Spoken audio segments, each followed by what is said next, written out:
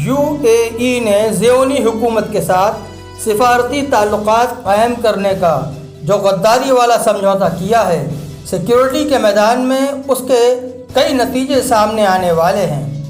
متحدہ عرب امارات یعنی UAE اور اسرائیل میں اس سے پہلے بھی مختلف شعبوں میں تعلقات رہے ہیں، اور اسرائیلی میڈیا کا کہنا ہے کہ زیونی PM نیتن یاہو پچھلے 2 سالوں میں 2 بار ابو ظہبی کا خفیہ سفر کر چکے ہیں۔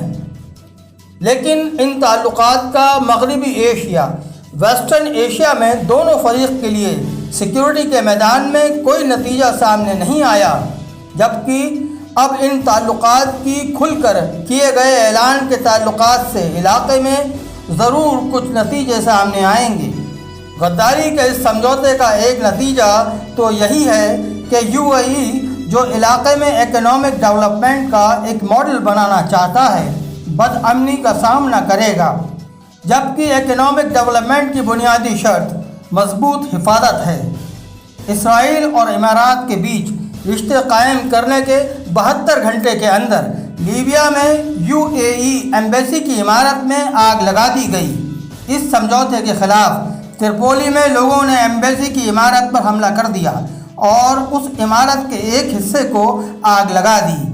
دوسرے ملکوں میں بھی اس طرح کے واقعات ہونے کی امید لگائی جا رہی ہے۔ امارات یمن کے خلاف سعودی حصہ داری کا ایک اہم رکن ہے۔ یمن کے خلاف ابو ظہبی کی کارروائیوں میں اضافے کے بعد پچھلے سال الفضیرہ بندرگاہ میں دھماکہ ہوا تھا، اور اسی طرح یمنی دستوں نے امارات کے خلاف کئی حملے کیے تھے، جس سے اس ملک کی حفاظت خطرے میں پڑ گئی تھی۔ امارات کے افسر بہت پریشان دکھائی دے رہے تھے، اور داخلی سطح پر اس ملک میں گہرے اختلافات پیدا ہو گئے تھے۔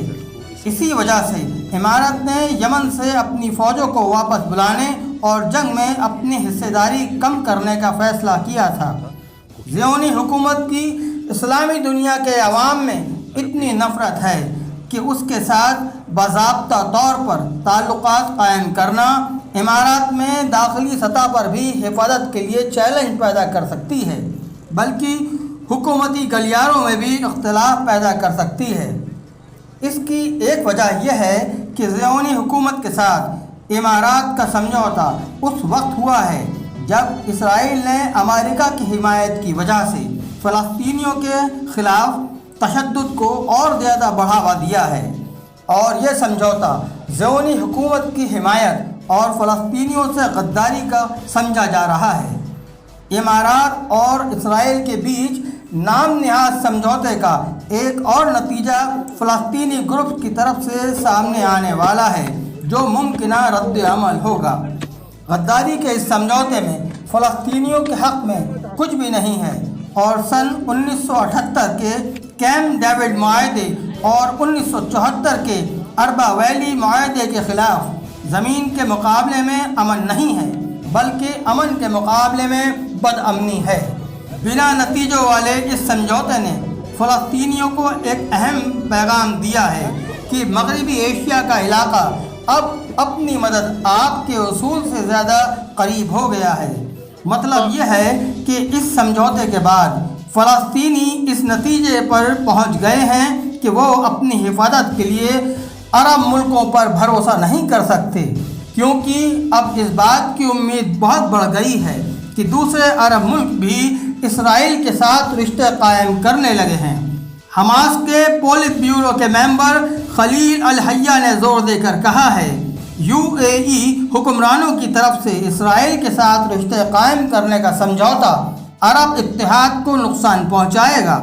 انہوں نے کہا کہ اس تعلق سے اندرون اور بیرون ملک فلسطینی گروپس کے بیچ مشاورتی یعنی رائے مشورہ جاری ہے کہ کس طرح اس سمجھوتے کا مقابلہ کیا جائے۔ امارات کے خلاف بد امنی میں اضافہ ہوا ہے۔ اماراتی حکمرانوں کے بیچ اختلافات اور اسی طرح فلسطینیوں اور اسرائیل کے بیچ تناؤ میں اضافہ مشرقی ایشیا کے علاقے میں خطروں کو بڑھا دے گا۔